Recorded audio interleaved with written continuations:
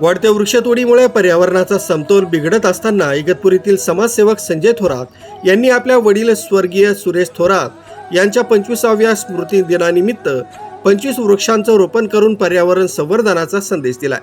हा उपक्रम माणिकखांब इथं राबवण्यात आला. यावेळी संजय थोरात यांनी प्रत्येकानं आयुष्यात अधिकाधिक झाडं लावून त्यांचं संगोपन करावं असं आवाहन केलंय.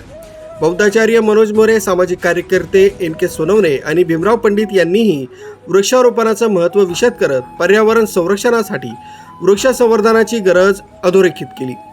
कार्यक्रमास बंटी पगारे, उत्तम पगारे, सुनील पगारे, प्रतीक पगारे, चेतन पगारे, अनुराग पगारे आदी उपस्थित होते.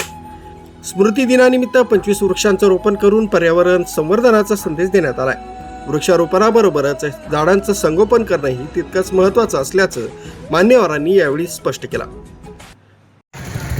सर्वांना नमस्कार. मी संजय सुरेश थोरात, सामाजिक कार्यकर्ता इगतपुरी.